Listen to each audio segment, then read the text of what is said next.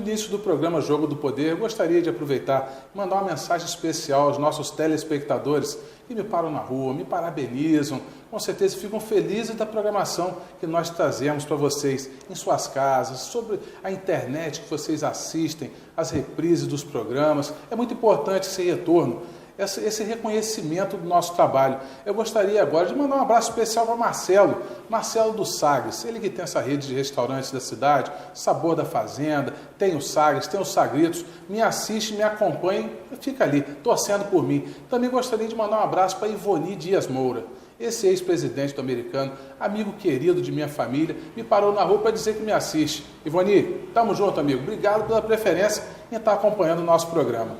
E agora, eu gostaria de trazer para vocês o entrevistado de hoje. Está aqui ao meu lado o vereador Mauro Silva.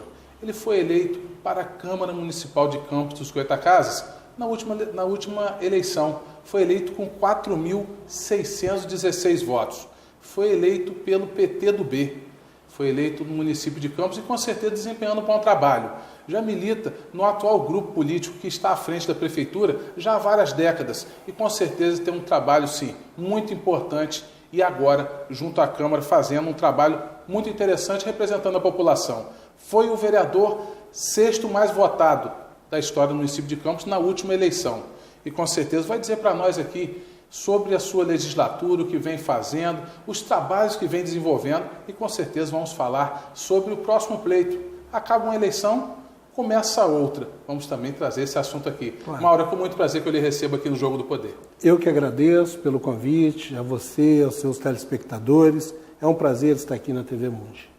Eu gostaria, no início do programa, claro, de fazer um balanço sobre a última eleição, seja no âmbito federal, seja no âmbito estadual, sobre aí os resultados. Como se desenrolaram, como se desempenharam os candidatos, inicialmente na esfera federal. Como você avaliou esse segundo turno tão acirrado entre a Dilma Rousseff e o Aécio Neves, quando o Brasil realmente ficou dividido? Parece que foi cortado ao meio, né, a questão da eleição e a preferência do eleitor também. Quando a Dilma, na região norte e nordeste do município, obteve uma votação expressiva, onde ela levou a condição de vencedora, já o Aécio Neves ficou com centro-oeste, sul e sudeste como a preferência do eleitor. Como você avaliou esse momento? Olha, eu acho que a eleição em nível nacional ela foi muito acirrada, mas pouco se acrescentou. Achei que foi uma eleição com poucas propostas e muita desconstrução de imagem, né?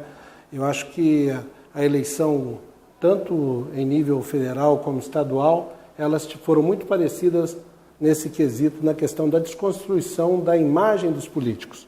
Eu esperava uma eleição com mais propostas, onde a gente teria o que os governantes, o que eles pudessem fazer no novo mandato, o que poderia ser feito pelo Brasil. Eu acho realmente que está dividido, o país se dividiu, a diferença foi muito pequena entre Dilma e Aécio Neves. Aproximadamente 3 milhões de votos foi a 3 diferença. milhões de votos, dá um percentual de 3 a 4% no máximo, mas eu entendo que qualquer um que ganhasse teria e vai ter, como eu acredito que a presidente Dilma vai ter muitas dificuldades para o próximo 2015, para o próximo mandato. A gente vive aí uma crise, uma falta de credibilidade muito grande entre os políticos e isso é muito ruim para a classe, né?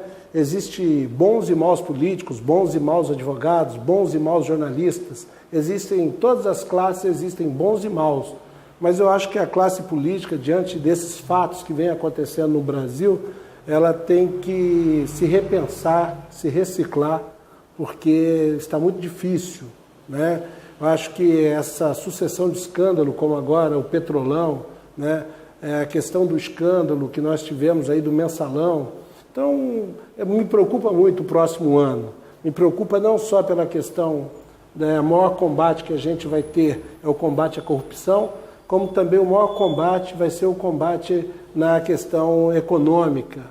O Brasil, devido à eleição, ficou muitas muitas coisas ficaram retidas e agora não tem mais como segurar. O freio de mão ficou puxado até a eleição. Ficou puxado até a eleição. A parte da economia, então, foi o mais sacrificado. O governo injetou dinheiro na economia para conter os juros, conter a alta da gasolina. Só foi vencer a eleição. Alta do combustível, alta da energia, né? Então, acho que o Estado interviu muito na questão econômica. E agora vai ter dificuldade para comandar.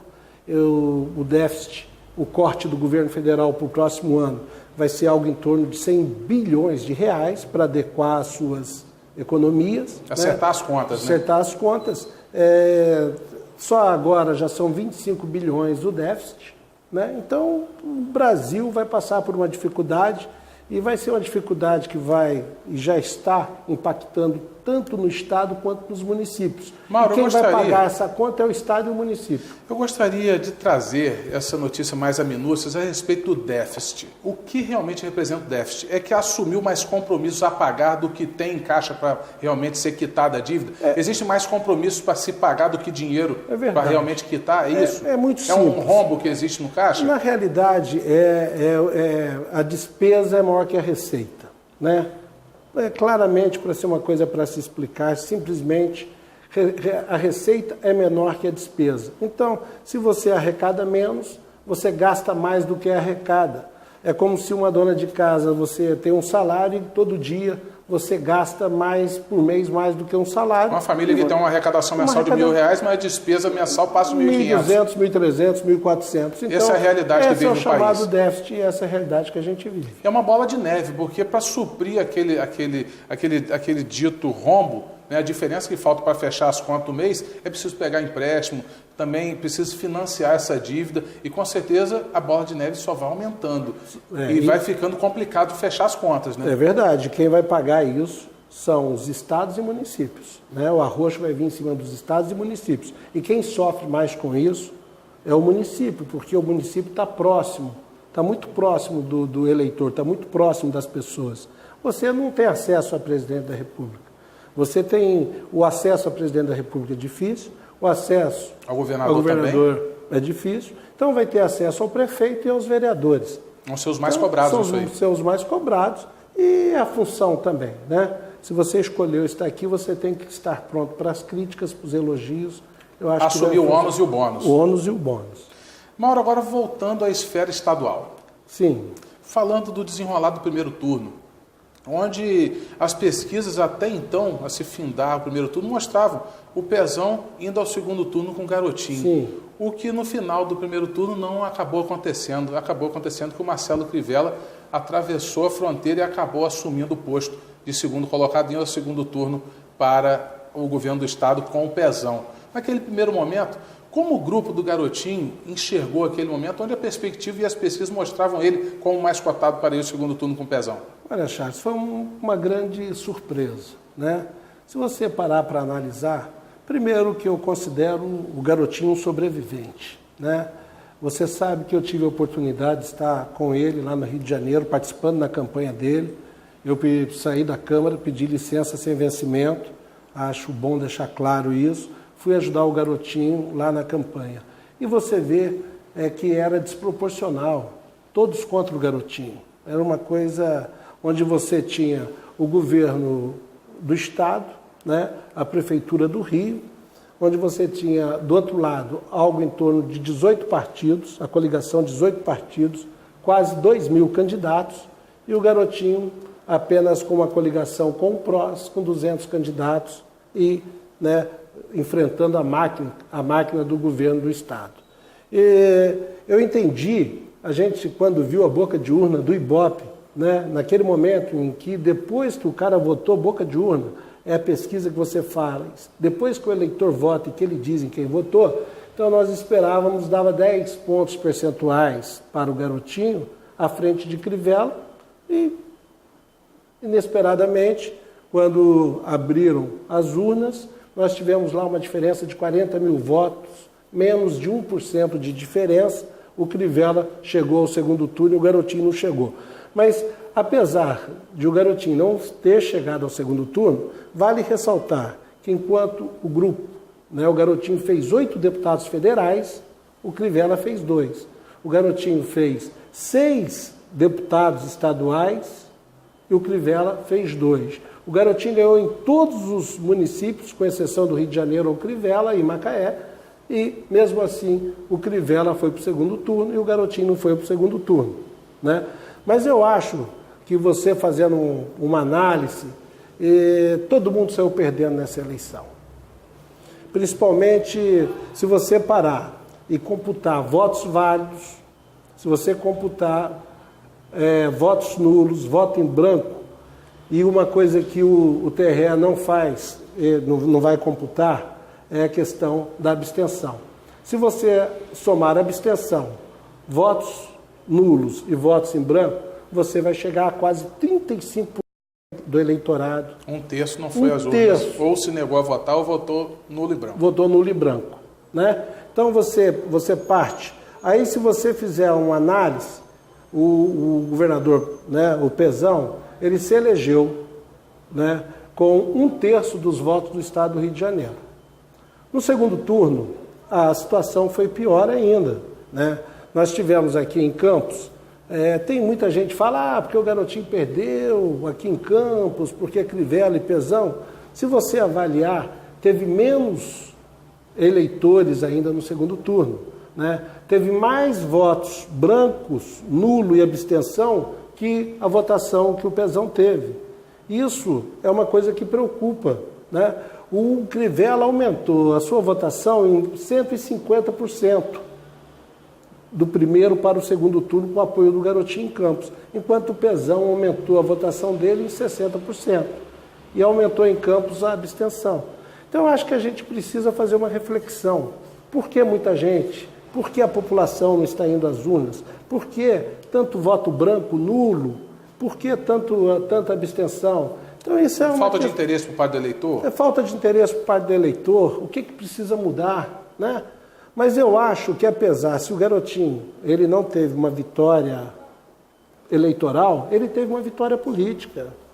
Se você parar para saber o quanto a máquina que ele lutou contra a máquina do governo do Estado, a máquina da Prefeitura do Rio de Janeiro, que é muito forte, contra 2.000 candidatos, né?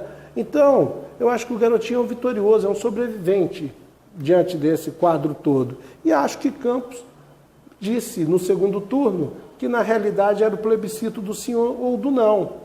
65% disseram não à reeleição de Pezão. E Pezão ganhou com 35% dos votos, do total de votos, 12 milhões de votos do estado do Rio de Janeiro. Então a gente precisa fazer uma reflexão. Eu gostaria, na verdade, que o senhor trouxe aqui o quantitativo de votos que obteve pela coligação em torno dos eleitos para deputado federal e estadual. Sim. Eu gostaria de saber o seguinte: o Garotinho, com certeza, teve sua bancada muito superior em relação ao número de eleitos, em detrimento do candidato Crivella. Isso não quer deixar muito claro também a falta de compromisso com o eleitor em casar o voto, até porque são 5 votos diferentes que foram computados nessa última eleição. O eleitor também ele já tinha na sua mente os votos que iam depositar em cada candidato e não chapa única. Como vem aquela colinha, onde vem ali já os candidatos previamente marcados, ele fez ali uma pré-seleção e deixou o Garotinho em segundo plano em relação à sua preferência, fazendo com que os deputados estaduais e federais do município fossem eleitos na sua chapa com a preferência, e já o Garotinho foi excluído dessa preferência do eleitor? Eu acredito que é uma teoria, mas no cômputo geral dos votos, por exemplo, o PMDB para deputado federal, né, o PMDB fez 8 deputados federais, o Garotinho fez 8 e o Crivella fez 2. Né? Então eu acho que a quantidade de votos dos deputados, elas não ultrapassam a quantidade de votos do Garotinho. É porque a necessidade dos deputados é muito menor do que a necessidade do majoritário. Eu não diria que faltou, tanto que a Clarissa fez mais de 300 mil votos. Isso mostra, né, que há aceitação também do Garotinho. Agora, o Garotinho fez a campanha dele casada com os deputados, com a proporcional. Né? Era uma coisa que se questionava, mas o Garotinho, quando você está com o Garotinho está com o candidato, ele vai até o final. Talvez o Garotinho, se ele pensasse menos nos proporcionais, dos candidatos a deputado federal, pensasse menos no estadual, ele tivesse mais votos, se ele tivesse investido mais na campanha majoritária. Realmente, isso é uma verdade, porque muitas vezes ele deu muita força aos candidatos da proporcional. Exatamente. E eles não se preocuparam da mesma maneira em fazer o casamento de voto. O casamento dele. Eu posso citar algum exemplo para você entender, para o telespectador entender. Se o Garotinho pudesse colocar 10 pessoas fazendo a campanha dele majoritária na rua, ele chamava algum proporcional e falava assim, olha, eu tenho 10 pessoas para colocar na rua. Você coloca para trabalhar para você e faz a minha campanha. Estou entendendo. Está entendendo? Então eu acho que essa estratégia é uma estratégia que, pela forma do Garotinho, ele faz política em grupo. E todo mundo que é candidato do lado do Garotinho sabe disso. Ele é parceiro, ele é parceiro. Amigo é amigo, adversário é adversário. Ele é muito duro nisso. Muito pragmático. Muito pragmático. Então, ele fez a campanha dele e a campanha dele ficou limitada aos proporcionais. Né? Então, mesmo assim, eu tenho certeza, eu vejo que ele teve muita coragem, o Crivella não tinha o que perder, era senador. Jogou de graça.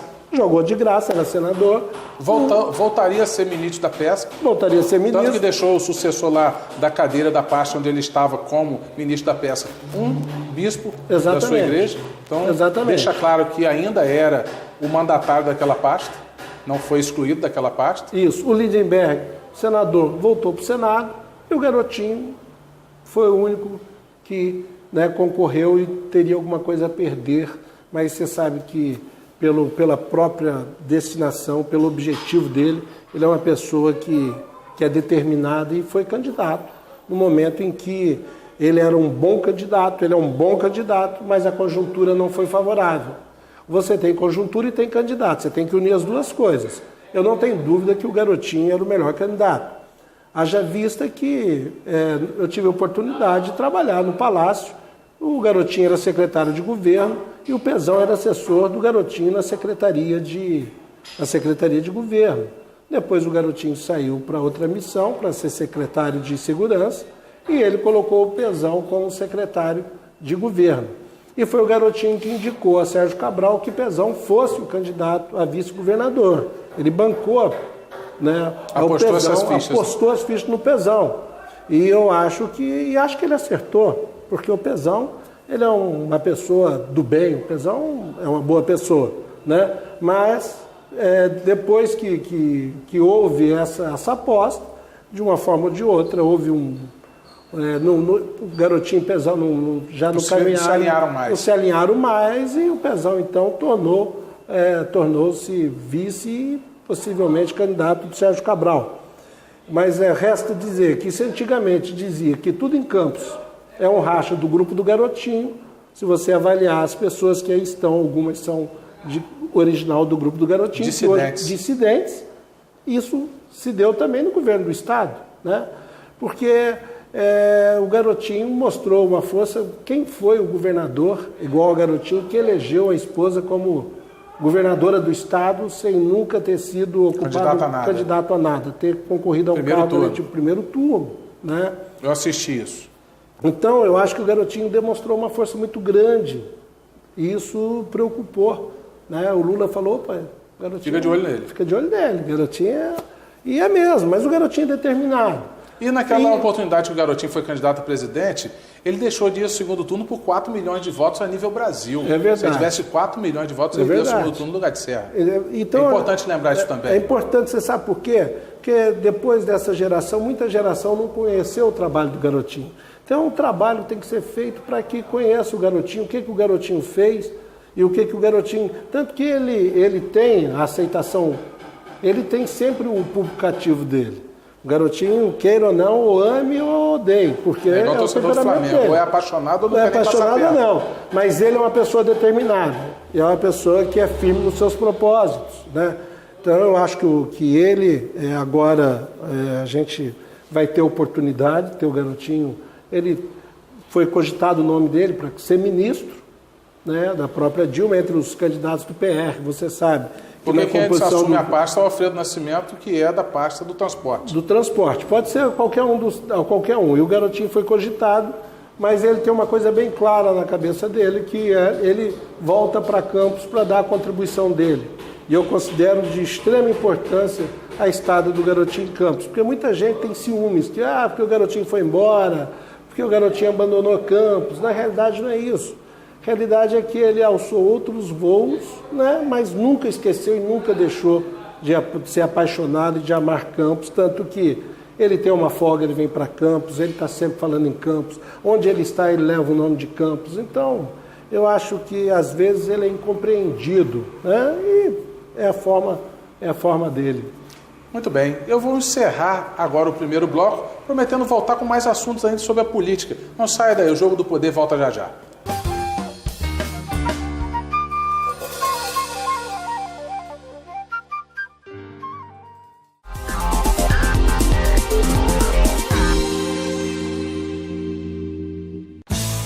Da nossa vida sempre querer mais. Mais diversão, informação, velocidade. Por isso a VerTV preparou para você a melhor internet e TV por assinatura. Então não perca tempo e aproveite a nossa promoção de internet de 10 mega por apenas R$ 69,90 em qualquer pacote de TV.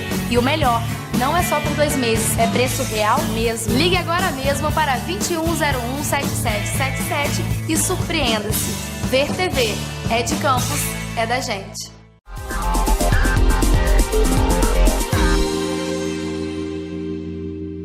Muito mais alegria, muito mais interatividade.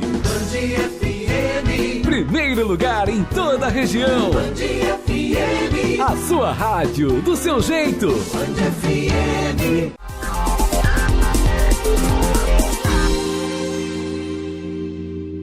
Do Multicom, soluções em sistemas de segurança, controle e automação. Tenha total controle de sua residência em seu smartphone. Visualize sua residência interna e externamente. Receba aviso de invasão. Controle a iluminação e a temperatura ambiente. Controle de acesso. Controle aparelhos eletroeletrônicos, TVs, som, home theaters, ventiladores. Controle cortinas e persianas. Do Multicom, controlando tudo a qualquer hora e em qualquer lugar.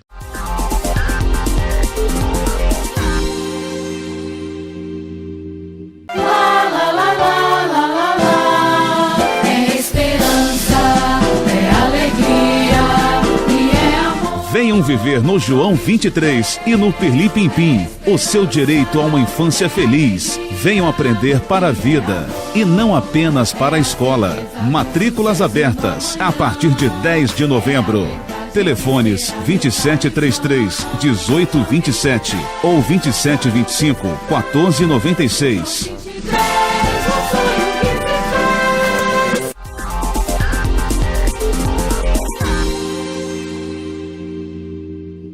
A Floricultura Formosa faz questão de estar presente nos melhores momentos. Todas as nossas cestas são personalizadas e nós fazemos questão que você escolha cada item. Cestas românticas, sexy, Dia das Mães, Dia da Avó, perfumada, café da manhã, chocolate, maternidade. Nosso diferencial está na inovação de arranjos e peças para a decoração de sua festa.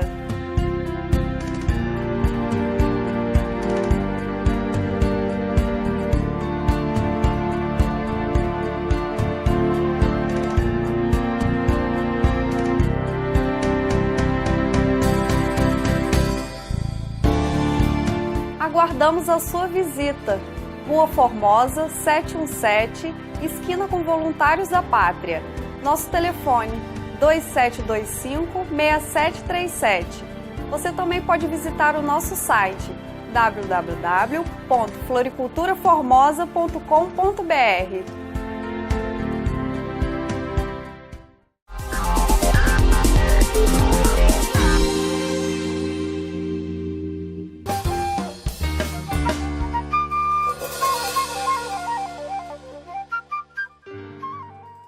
Voltando ao segundo bloco do programa Jogo do Poder, hoje recebendo o vereador da Câmara Municipal de Campos dos Goytacazes, Mauro Silva. Está aqui ao meu lado conversando sobre vários assuntos, mas ainda falta muito mais. Daqui a pouco eu vou trazer para vocês aqui perguntas das pessoas da rua. As pessoas na rua que querem saber do vereador e também da municipalidade o que pode ser feito para resolver as questões básicas da população, como transporte, segurança, Tudo isso. Daqui a pouquinho eu vou trazer para vocês e o vereador vai estar aqui respondendo essas perguntas, se assim for necessário, o senhor conseguir responder. É um prazer. É importante lembrar. O que for possível, que eu souber, eu respondo.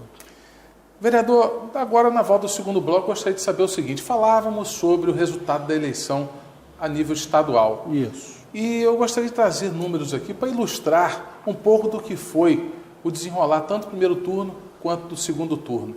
O Garotinho vinha, assim, numa pesquisa mostrando que ele chegaria ao segundo turno com o pezão. Porém, as pesquisas também mostravam uma rejeição batendo a casa aí de 48%, 49% ao seu nome. Uma rejeição, com certeza, que dificultava o crescimento e o avanço do Garotinho para esse projeto continuar. Em contrapartida, o candidato Crivella, ao fim do segundo turno, marcava também uma rejeição em torno de 14%. Ali sim mostrou quem iria virar a página para o segundo turno. Garotinho 49%, Crivella 13% de rejeição. No final do segundo turno, o Crivella, que vinha no final do primeiro turno com 14% de rejeição, bateu a casa dos 44% de rejeição. É certo que o Garotinho, depois de ter declarado apoio ao seu nome, pode ter sido também uma transferência de rejeição para o seu nome no fim do segundo turno? Olha, é preciso deixar uma coisa clara em relação à rejeição. É mais um folclore a questão da rejeição. A pesquisa, você tem dúvida de que o Garotinho, ele tem, sistematicamente, nós temos um instituto de pesquisa que acompanhou a todo momento a eleição? Não. Com certeza, vários institutos. Vários sentidos. Então, o que acontece na questão da pesquisa em relação à rejeição? A rejeição era uma pesquisa múltipla.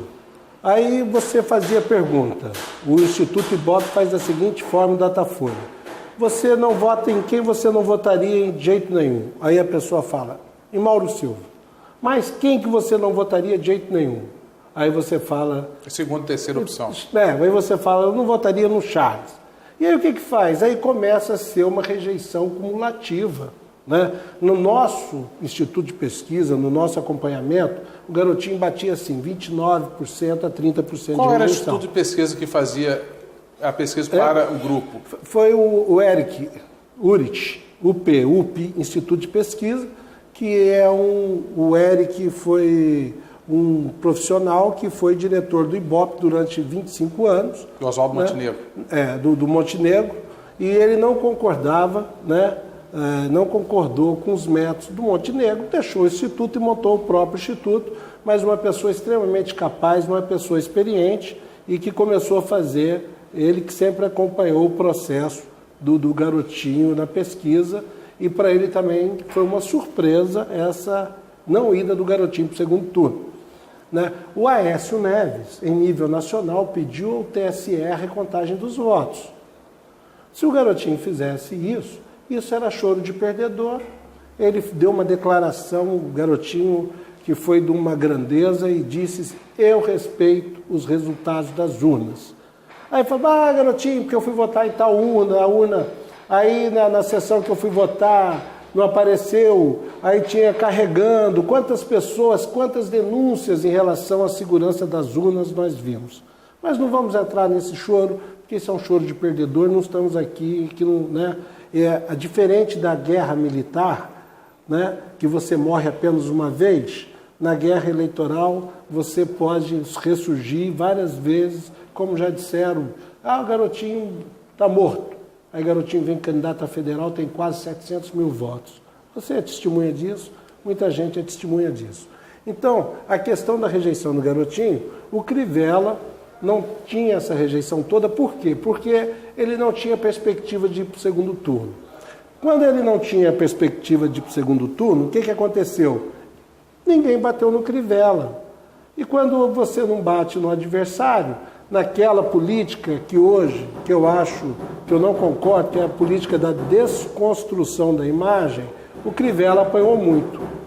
Mas você percebeu no segundo turno que começou na polarização Crivella e Pezão, qual foi a estratégia do PMDB, a estratégia do Pezão para fazer o desgaste do Crivella? Vincular sua imagem ao Bispo Macedo. Ao Bispo Macedo, a Igreja Universal do Reino de Deus. Então, você atribuir ao Crivella rejeição, aumento de rejeição, por ter o apoio do Garotinho, isso não se confirma, até mesmo porque o Crivella, em Campos, que é um bom exemplo, aumentou sua votação em 150%. Então é preciso você analisar o cenário como um todo. Ter associado Crivella à Igreja Universal do Reino de Deus, dizendo que o bispo Macedo ia comandar, foi uma estratégia criticada dentro do próprio PMDB e se instalou aí a Guerra Santa, o que a gente considera que é um absurdo. Mais uma vez, sai do campo ideológico para ir no campo pessoal para fazer os ataques. São as armas que foram usadas e que a qualquer momento pode se virar. Se o Crivella tivesse utilizado que Pezão era Cabral, Cabral era Pezão, talvez o Pezão tivesse o desgaste que o Crivella teve.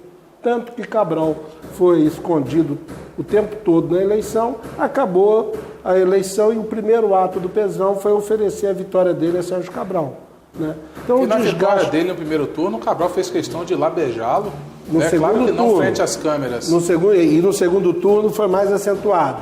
Então, a forma como foi feita a propaganda, a desconstrução da imagem do Crivella, quando ele passa a ser, no segundo turno, a polarização, isso agregou muito mais desgaste ao Crivella do que o apoio do Garotinho, não tenho dúvida disso. Realmente, mas é importante também nós fazermos uma avaliação da trajetória política quanto ao cenário estadual. Foi candidato a governador, foi candidato a deputado federal e agora na última eleição que ele foi candidato a governador, o seu teto em Campos marca em torno de 90, 100 mil votos.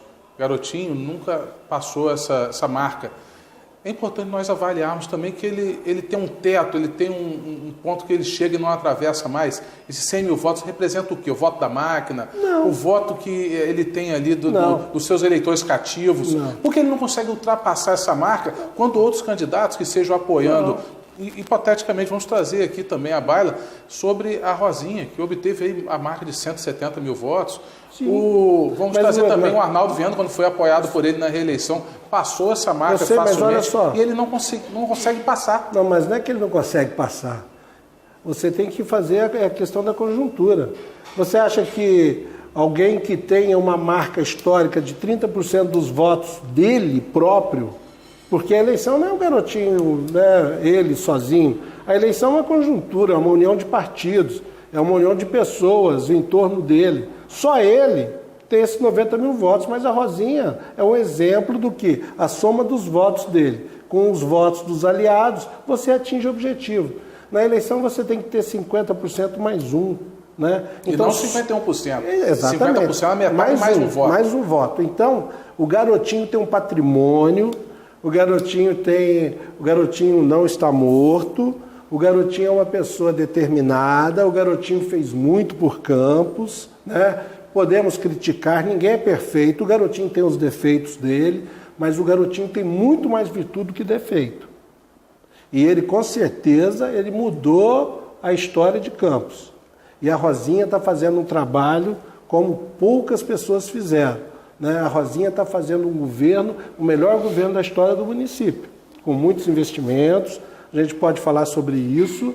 Né? Então eu acho que o grupo do Garotinho, sob o comando do Garotinho, é um grupo que tem que melhorar, tem tudo. São tem que 32 anos de política. Exatamente, ele tem um desgaste natural, isso é natural. Tem uma geração toda que não conhece, não sabe quem é o Garotinho. Então a gente tem que se reciclar e se renovar, isso é básico em qualquer grupo político. Né? Mas eu afirmo que o Garotinho tem muito mais virtudes que defeito. E a Rosinha está fazendo um governo exemplar, um governo de investimentos, um governo estruturante. Isso é muito importante para o município. A gente não pode retroceder agora, Charles. É extremamente, eu tenho clareza disso. Isso é ponto já pacífico determinado. Sim, é determinado. Tem que melhorar? Tem. Precisamos, algumas questões precisamos. O grupo tem que se reciclar. Tem que reciclar? Tem que oxigenar? Tem. Construir novos nomes dentro do grupo que o próprio Garotinho não faz. Não, mas ele compreende isso. Ele sabe, ele faz. Ele faz no momento certo, ele faz. O Garotinho, aparentemente, ele ouve muito. Ele ouve, Barbosa. As pessoas pensam que ele não ouve, ele ausculta a população. O Garotinho tem acesso, as pessoas chegam a ele. O Garotinho na Cidade é uma coisa que você vai ver a partir de fevereiro, ele sendo secretário de governo, a convite da Rosinha. Ele já declarou aí, né? Declarou, vai ser secretário de governo, e você pode ter certeza... As portas da Secretaria de Governo vão estar para a população? Todo mundo. O Garotinho é uma pessoa extremamente acessível, né? Então, a Rosinha tem um perfil administrativo, é uma pessoa forte, é pulso forte, administrativamente ela é um pulso forte. Politicamente, o Garotinho é um pulso forte. O Garotinho consegue conciliar o administrativo com o político. E a Rosinha, ela é mais administrativa, é uma pessoa firme, determinada, austera, e o Garotinho é uma pessoa mais maleável. Se alguém pensa que o Garotinho, que Rosinha tem mais jogo de cintura que o Garotinho, está enganado. O Garotinho é muito mais flexível que a Rosinha. Então, eu acho que a junção dos dois é que torna isso vai ser um casal mais que perfeito. Vamos ver isso acontecer. Vai acontecer, eu tenho certeza disso. E vamos melhorar o que tem que melhorar. O governo está a mil maravilhas? Lógico que não. Tem coisa para melhorar, a gente precisa melhorar. Então eu acho que é uma questão de tempo. Dá tempo ao tempo, né? Não, vai dar tudo certo. Eu vou agora, Mauro, trazer a senhora Beth. Nós fomos às ruas, buscamos aí depoimentos de pessoas que vêm fazendo reclamações de vários níveis, de várias situações que vêm acontecendo no município de Campos, em especial a dona Beth, que ela falou. Fala aí, dona Beth, o que a senhora está pedindo, o que a senhora está precisando? Olha que eu sou a Beth, eu prefiro o transporte alternativo. Por quê? Porque é mais rápido, é mais confortável, deixa a gente na porta da nossa casa, por causa disso. E o ônibus é mais cheio, só por causa disso. Tá aí o pedido da dona Beth falando sobre as lotadas, sua preferência por usar as lotadas em detrimento dos ônibus. Será o quê? Ela não gosta dos ônibus? O que realmente está acontecendo? Olha só, dona Beth, eu não vou tirar a razão da senhora. Não vou tirar a razão da senhora, né? A gente tem muita deficiência na questão do transporte urbano. Mas, dona Beth, para a senhora só para a senhora ter uma noção, eu tenho aqui os dados de 2009, setembro de 2009 até agora, quando foi implantada a passagem social, o município já investiu 185 milhões de subsídio de passagem, né? Só esse ano foram 22 milhões para a passagem ao real. A passagem ao real foi um avanço, foi ótimo. A passagem está sendo ótima, mas, Charles, o empresário precisa fazer a parte dele. E agora com a licitação, onde os empresários foram 3 lotes, né, para os empresários, eles vão colocar ônibus novos. E a Rosinha está preocupada com isso e quer resolver essa questão do transporte. O transporte em Campos é caótico, né? Os empresários agora vão fazer a parte dele. E eu fiquei admirado. Esses dias a Rosinha, né, eu não esperava isso dela porque ela sabe que é obrigação do empresário ter ônibus de qualidade a partir do momento em que foi a primeira cidade do Brasil a subsidiar a passagem. Porque, na realidade, o usuário paga R$1, mas tem uma contrapartida da prefeitura. A prefeitura paga a diferença. O complemento. Paga o complemento, né? Então, isso está em torno de quase 3 milhões por mês de complemento para que as pessoas andem a R$1. Então, isso não é o empresário que é bonzinho. Isso é uma política de governo, não é obrigação do governo, que fique bem claro, mas que se faz isso. O que eu estava falando em relação à Rosinha, eu até fiquei admirado, né? Porque a Rosinha sempre é muito duro. E ela determinou agora com a nova licitação que até o dia 20, né, os ônibus novos, eles têm que estar nas ruas fazendo parte para cumprir o processo licitatório, que muita gente não acreditou que ele saísse, e ele saiu. E a Rosinha disponibilizou via Fundecam 25 milhões de reais para os empresários de ônibus. Para né? aquisição de para aquisição de novos ônibus. 25 milhões de reais. Então, aí são 100 novos ônibus, não importa o quanto vai, mas o importante ela quer pelo menos 100 novos ônibus. Já teve reunião com os empresários, já ficou acordado que ela vai disponibilizar essa linha de crédito, a exemplo do que se financia o Fundecam, que emprestou para tanta, né, pessoas, tantos empresários, micro, pequeno, empresários de fora. Ela falou assim, por que não emprestar, né, para o empresário de ônibus? E ela faz isso com o único objetivo, atender melhor a população. Porque para você andar de ônibus é R$1, o ônibus não tem hora, o ônibus, a linha de ônibus é complexa, os ônibus, muito ônibus ruim, né? E agora o empresário vai ter essa oportunidade de comprar ônibus novos, além da passagem, foi disponibilizado pelo Fundecam, foi uma medida de governo que eu quero aqui aproveitar e parabenizar a prefeita Rosinha por ter tomado essa decisão de conceder essa linha de crédito para que os empresários possam comprar ônibus novos. Mauro, o problema do setor não é justamente a defasagem em relação ao valor que hoje ainda está sendo aplicado na tabela de 1,60 para a área urbana e a interdistrital, em torno de aproximadamente o preço final chega a 5,40, 5,60, e a alta da gasolina, a alta do óleo diesel, que é uma matéria-prima usada diariamente, que não deixa de ser um consumo que depende de ser colocado diariamente, além do salário dos funcionários e também os recolhimentos, não vem acompanhando o valor da passagem para realmente suprir todas essas necessidades. Vem fazendo esse sucateamento da frota? Olha só, mais ou menos. Por quê? Porque com a passagem ao real, você transportava, vamos supor, você transportava 20 pessoas por um determinado preço. Você transporta 40 pessoas pelo mesmo preço. Então o que quer dizer com isso? Aumentou o volume. Quanto aumenta o volume de pessoas transportadas, o empresário vai ter um lucro maior. Então isso foi compensado até determinado ponto. Mas, além desse empréstimo, a passagem vai ter o reajuste dela de hoje de 1,70 para 2,50. Né? Aí a realidade é outra. Aí vai ser a realidade é outra. Então o empresário agora não tem mais como ficar culpando, né, o município por os ônibus estarem nesse estado de conservação. Muitos compraram ônibus novos, tem algumas empresas que colocaram acessibilidade, os novos ônibus terão acessibilidade, então agora vai ter também o reajuste da tarifa. Né? Isso graças à licitação. Foi licitado, vai ter. Então, acho que esse equilíbrio da tarifa vai acontecer naturalmente.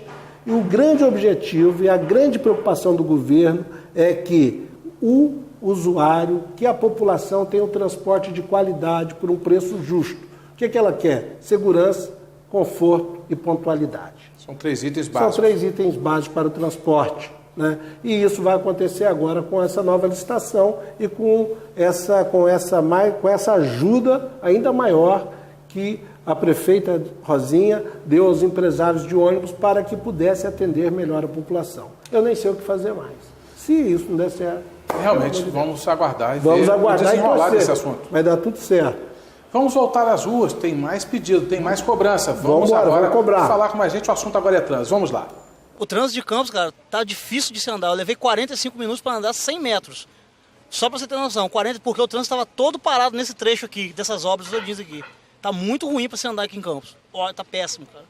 Não, sou o Cláudio, o trânsito tá horrível, as ruas muito estreitas, muita bicicleta, tá complicado. Meu nome é Fátima, eu moro no Julião Nogueira. E é muito ruim o trânsito ali. Muito ruim mesmo. Aquela saída do Boulevard ficou horrível agora. Tá aí, ó, a reclamação do Diego, do Cláudio e da Fátima sobre o caos do trânsito. O centro da cidade dá um nó, meu amigo, e chega a certo ponto que o cara se irrita, leva 45 minutos para atravessar da Beira Rio até 28 de março. Realmente é inconcebível, Mauro. O que pode ser feito? Olha só, não se faz omelete sem quebrar os ovos, né? Quando você... A frase é de Tom Zé, eu conheço. Mas é boa, a frase é boa. Você tem que... São as frases que você tem que... Frase célebre, né? É célebre. Você sabe por quê? Pelo seguinte, se você tem o barro, tem a poeira, vai chover, faz lama. Né? Se fizer sol, faz poeira. Aí quando você começa a fazer a obra, né, você começa a ter o transtorno. É natural que tenha esse transtorno. Mas é uma coisa que a gente precisa observar, é que o centro histórico da cidade está passando por uma transformação. Você vê do lado da Campos Difusora o tamanho das manilhas que estão sendo colocadas, obras de infraestrutura feitas embaixo da terra, tantas outras intervenções que estão sendo feitas no município e que isso vai nos trazer um benefício muito grande. Eu acho que é normal esse processo agora. O que a gente pede é um pouco de compreensão, né, pelo andar das obras. Agora, há uma coisa que que está sendo feita que é preciso as pessoas criarem um novo hábito. Por exemplo, quando você vai do centro para o Jockey, né, você agora tem a opção de ir você vai pela Formosa e vai sair lá. Quando você vai sair do centro para a UF, você pega Arthur Bernardes.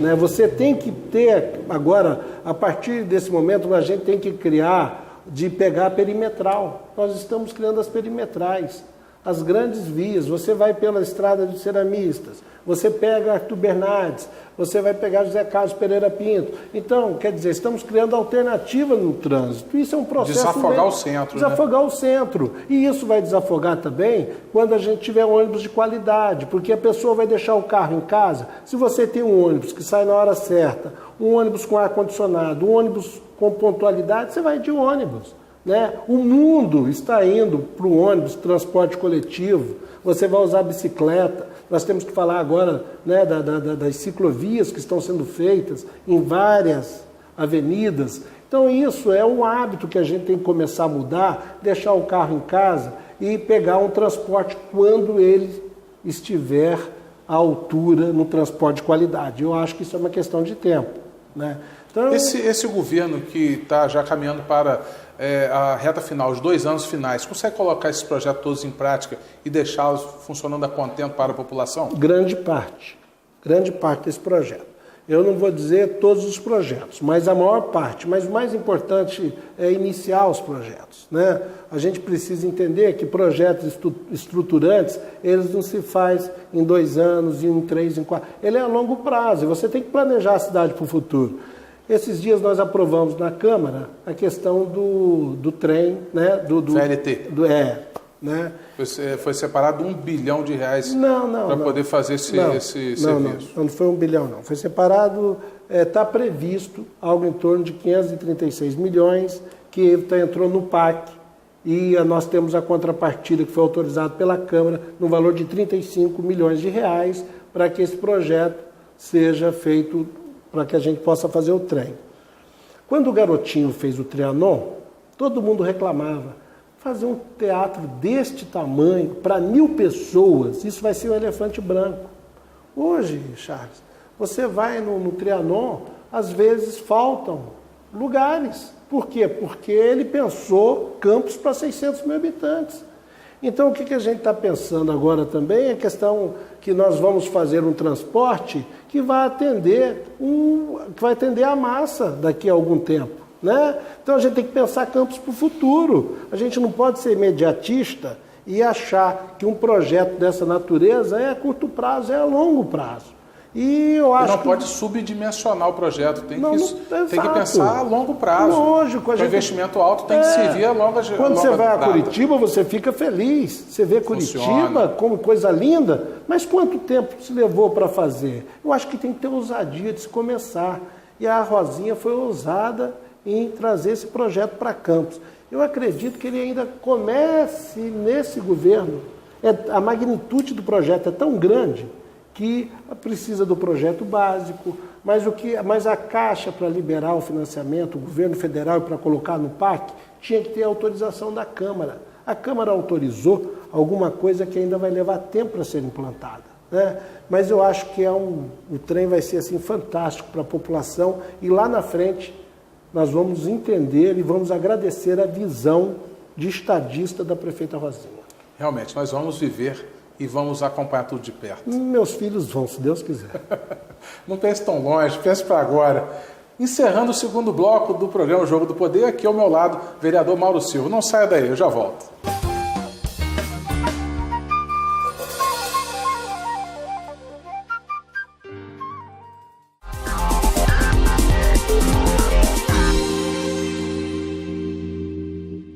Cupins.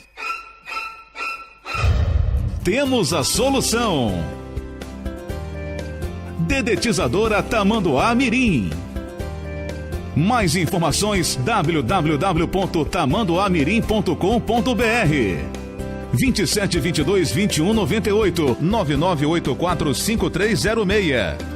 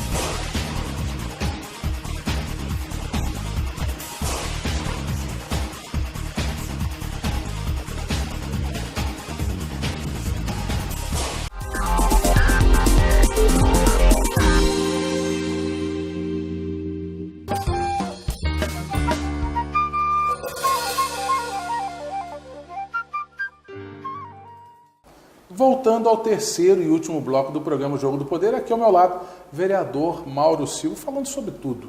E hoje aqui o jogo está bem aberto. A gente está trazendo aí as notícias da rua, os reclames, as cobranças, e você respondendo, deixando claro também que é o mais importante numa entrevista, né? Estou à disposição. Não tem nada para se esconder. Nada. Isso é o mais interessante. Nada. Eu vou aproveitar e voltar à rua. Então vou voltar à rua que tem mais pedido da rua. Eu vou voltar agora a falar com a senhora Heloísa.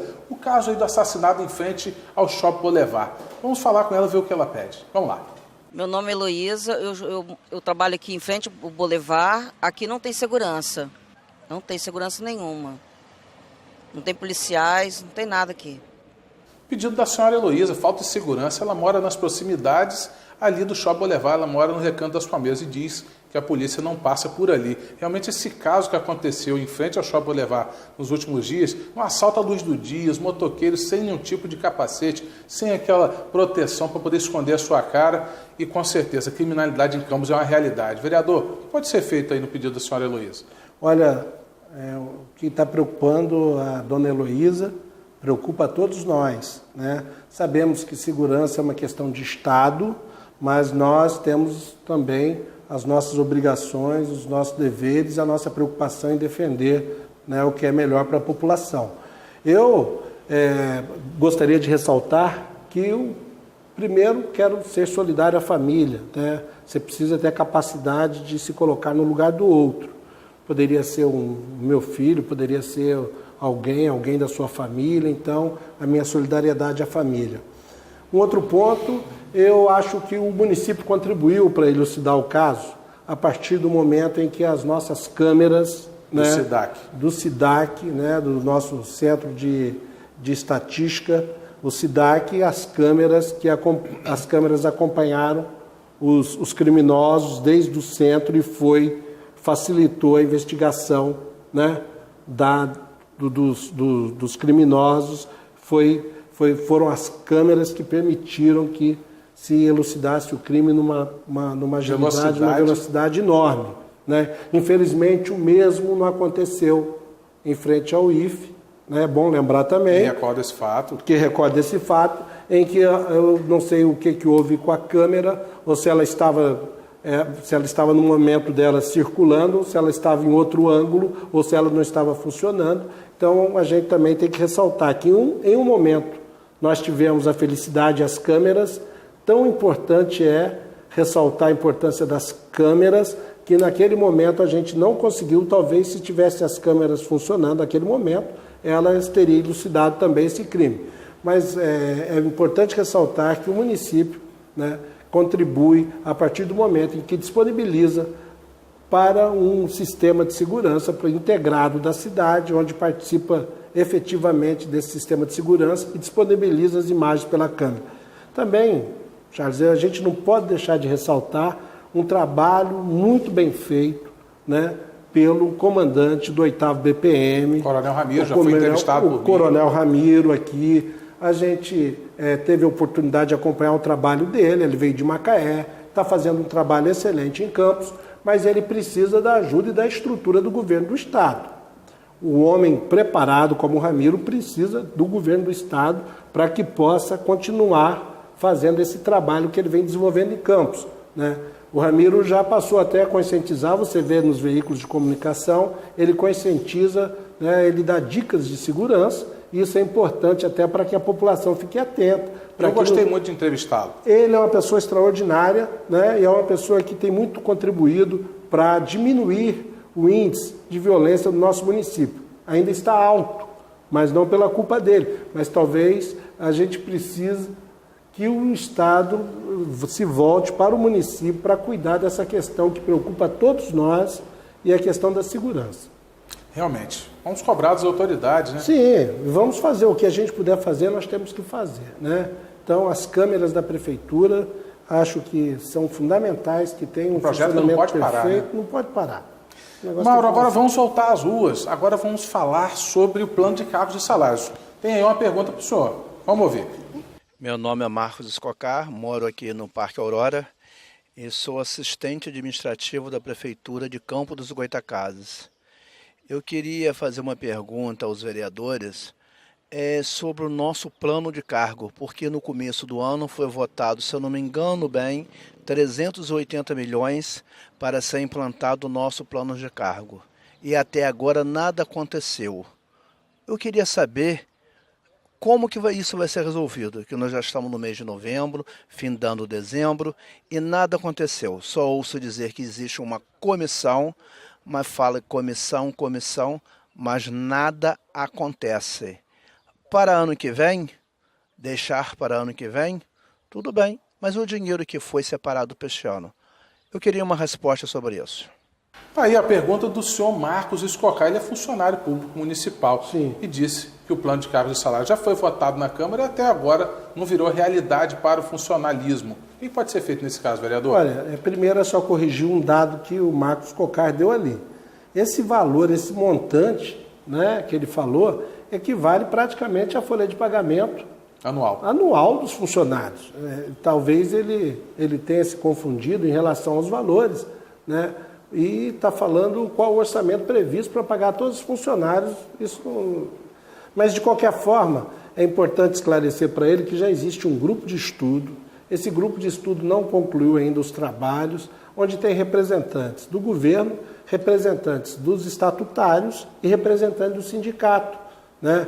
Esses dias eu falava com o secretário de administração, Fábio Ribeiro, e perguntava a ele sobre isso, exatamente o que ele está falando. Ele falou: Mauro, eu estou aguardando o relatório final para apresentar à prefeita Rosinha e nós vamos tratar os funcionários com muito carinho, é a determinação dela. Falta o estudo da própria categoria, dos representantes, para que possa dar andamento. É o sindicato que tem que levar isso? É o sindicato, são os estatutários e é o governo, é a Secretaria de Administração, né? Tem que fechar todo esse número. Tem que fechar os números, até porque a gente tem que ter essa preocupação que nós temos um teto na questão do orçamento do município. 54%. Que não pode ultrapassar 54% de receita própria. Uhum. E a gente está muito preocupado porque o próximo ano nós teremos um ano de muitas dificuldades, né? Começamos a falar no início do programa, próximo ano o governo federal tem que cortar algo em torno de 100 bilhões do orçamento. Em Campos, acredito que vai se cortar algo em torno de 400 a 600 milhões do orçamento no próximo ano, e por uma coisa muito simples. Que ainda vai restar muito, vão restar 2 bilhões de reais, que vai ser a arrecadação para o ano que vem, que já é alta. É uma boa arrecadação, né? É muito quando você não faz nada.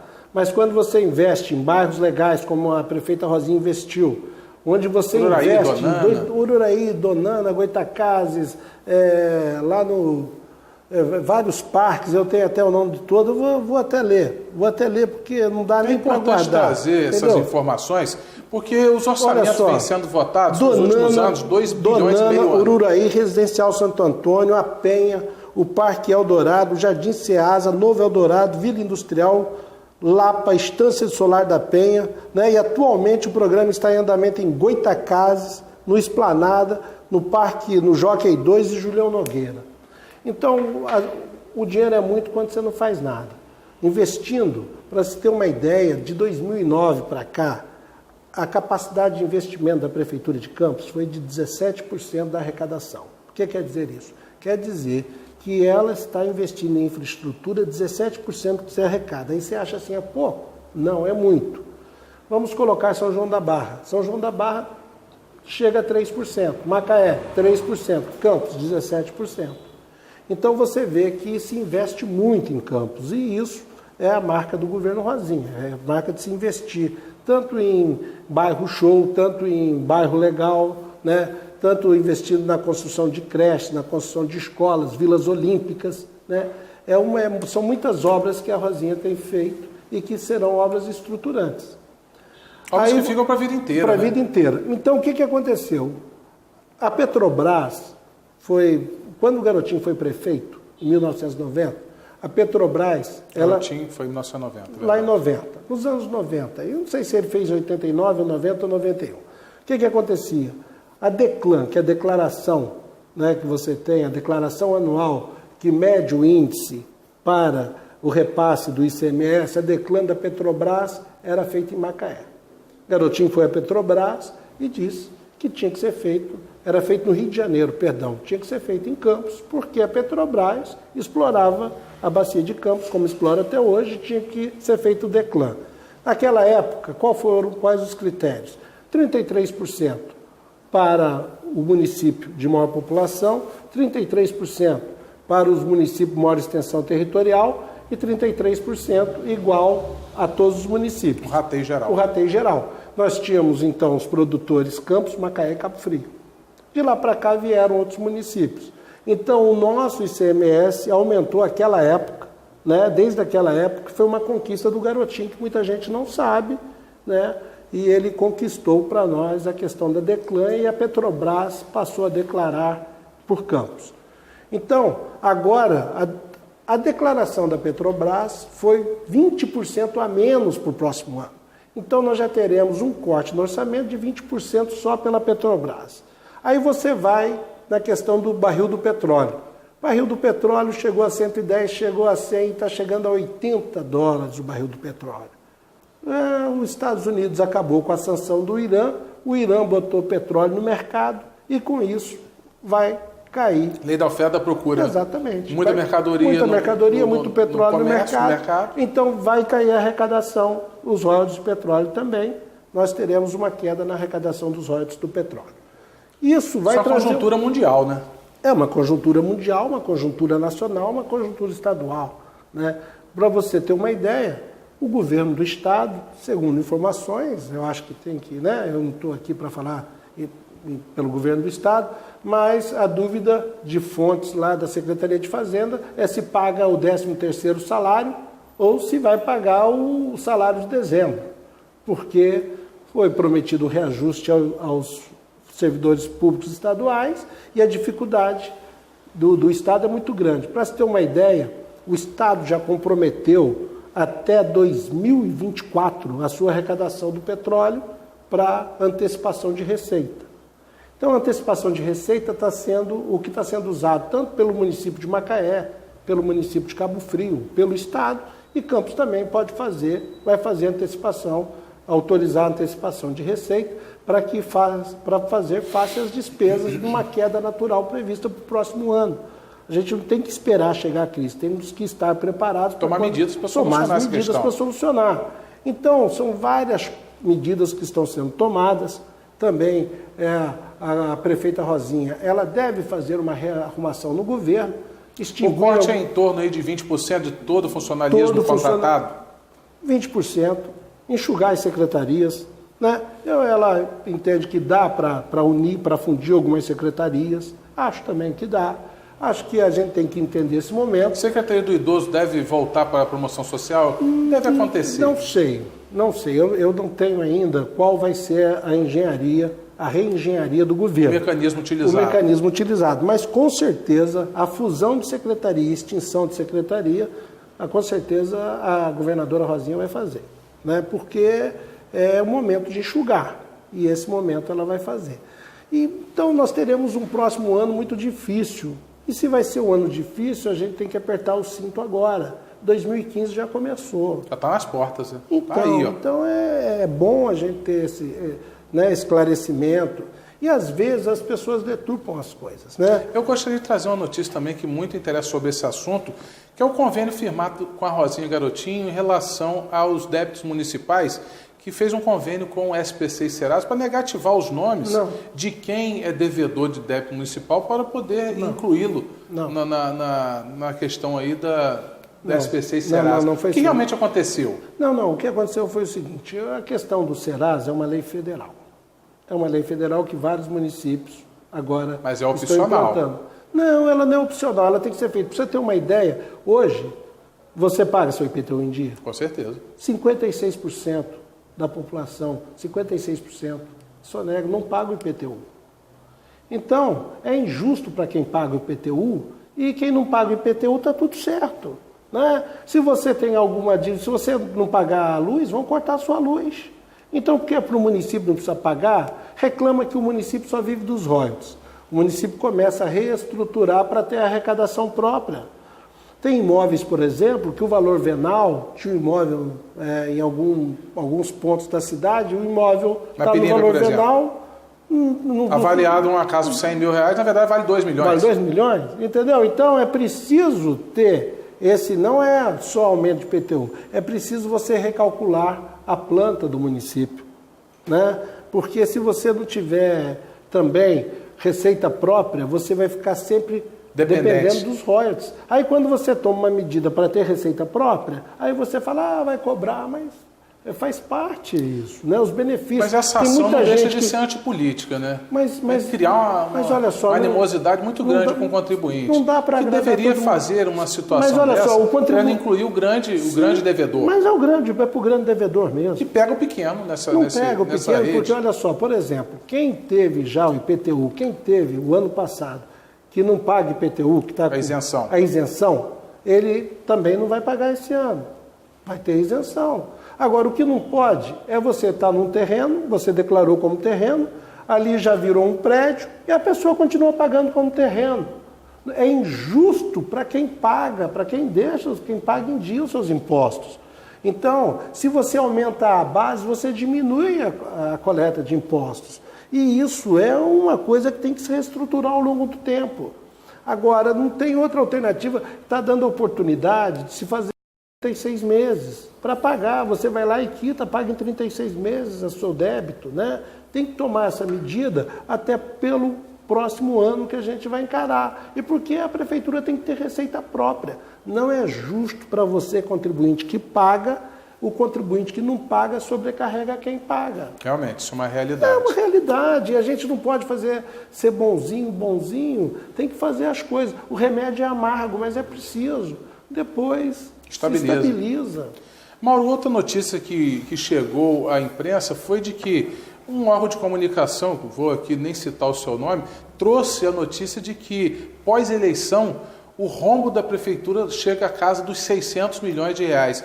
Gostaria de saber se realmente isso é verídico, foi explícito aí, deixou bem claro nas redes sociais, em site, em tudo. Da onde realmente vem isso? Isso é verdade? Da onde extraiu essa informação e o que a prefeitura vai fazer para poder realmente deixar isso claro à população? Olha só,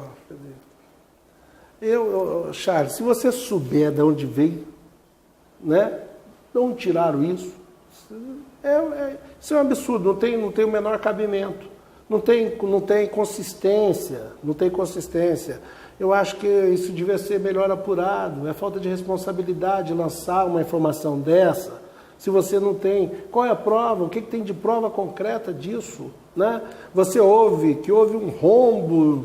O governo do Estado, por exemplo, tem uma dívida de 80 milhões de reais, 80 bilhões de reais. 80 bilhões. Né? O que é rombo? De onde saiu isso?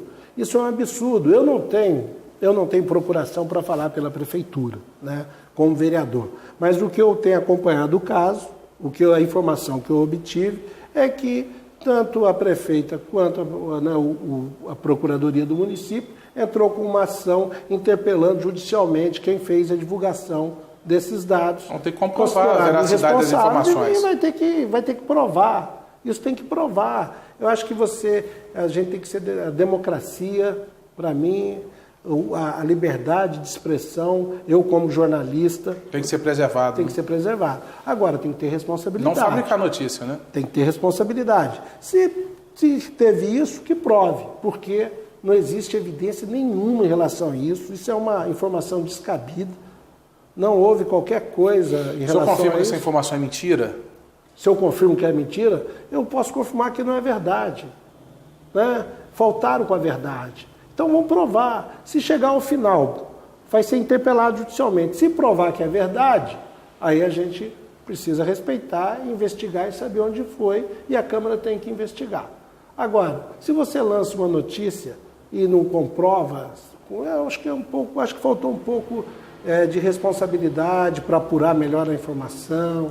Eu acho que isso na imprensa chamada a barrigada. A imprensa marrom, né? Não, imprensa marrom não, é barrigada mesmo, é dar uma notícia inverídica. É a pessoa falar que fulano morreu, joga pra galera, e fulano está vivo. Deu uma barrigada, errou, não sabe de onde veio. E às vezes, você como diretor de veículo de comunicação, você sabe que às vezes passa alguma coisa que nem você viu. Porque o dia a dia é muito dinâmica a informação. Eu acredito até que os diretores nem viram essa matéria. Deixou passar quando viu já era tarde. Quando viu já era tarde, acontece mesmo. A gente que trabalha em veículo de comunicação, sabe sabe como que é, entendeu? Tem que ter muita responsabilidade. Eu posso te garantir, pelo que eu conheço, pela rigidez, pela forma com que a Rosinha trata o dinheiro público, isso com certeza não aconteceu. Mauro, agora vamos falar sobre o pleito 2016, que 2014 já se foi. Nós sabemos que... 2015 ainda, né? Mas 2015 ainda está chegando, mas 2016 já está às portas. Isso. Até porque outubro do ano que vem já encerra a questão de filiação partidária para quem quer ser candidato. Tem todo um expediente que envolve nesse período que antecede. E quando se acaba a eleição, começa outra. É assim que realmente acontece. Já esteve aqui sentado ao meu lado o Rafael Diniz. Sim. Falou sim da sua vontade de, quem sabe, pleitear a cadeira de prefeito, mas ainda falta desempenhar um bom trabalho como vereador, lá ao lado, um dos seus pais. Sim, não, bom. Né, o Rafael Diniz, renovando aí a classe política. É importante nós também trazermos essa notícia. Dentre outros, o Nildo Cardoso, o retorno do Arnaldo Viana, vem também vários nomes aí sendo lançados. Já do grupo do Garotinho, eu consigo vislumbrar a sua pessoa. Gostaria até de não querer jogar confete, até porque você milita já há muitas décadas nesse grupo, tem confiança do grupo, é competente no que faz, como secretário de comunicação, tudo que chega ali à sua pasta tem resposta pronta e com certeza, hoje na condição de vereador, vem desempenhando um bom trabalho. O que você pensa para 2016 em relação ao seu nome? Não, eu sou candidato à reeleição, a vereador, né? Então eu fico muito feliz com o que você pensa em relação a isso, mas você sabe que a gente pertence a um grupo político, né? E esse grupo político tem uma liderança, e essa liderança, sem dúvida, é o Garotinho, e a gente vai seguir a orientação do Garotinho. Alguém que é político, que vai dizer que não sonha em ser prefeito de sua cidade, também está sendo demagogo, né? Eu acho que quem não sonha como político, ninguém sonha em ser vereador, sonha em ser deputado federal, estadual e pode sonhar em ser prefeito da sua cidade. Agora, eu acho que é muito cedo essa discussão. A gente precisa primeiro arrumar a casa, saindo de uma eleição, arrumar a casa e se colocar à disposição do grupo. E dentro do grupo também tem outros nomes que a gente precisa, é cedo para discutir isso no nosso grupo. Da família Garotinho, ninguém pode ser candidato, até segundo grau. Vladimir, Clarissa, a própria Rosinha, o Garotinho... Dentre outros nomes ali, eu acho que não podem ser candidatos. Vê algum nome com perspectiva? Já coloquei aqui a questão do seu nome. Agora, vê algum outro? Olha só, eu acho, Barbosa, que a gente precisa... Eu acho que essa discussão aí do Garotinho vai ter conosco. Ainda não se ventilou o nome de ninguém, né? É uma coisa que depende, né, da vontade do nosso líder. Vai se discutir, vai se avaliar. A gente não parou para pensar nisso ainda. Mas é preciso pensar. Talvez no início, logo... No meio do próximo ano já comece a trabalhar isso. Eu acho muito cedo.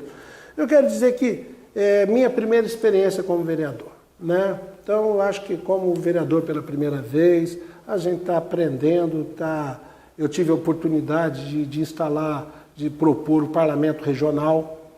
Acho que o parlamento regional vem ao encontro até de uma sugestão que a Rosinha pensa, que a gente tem que pensar em região.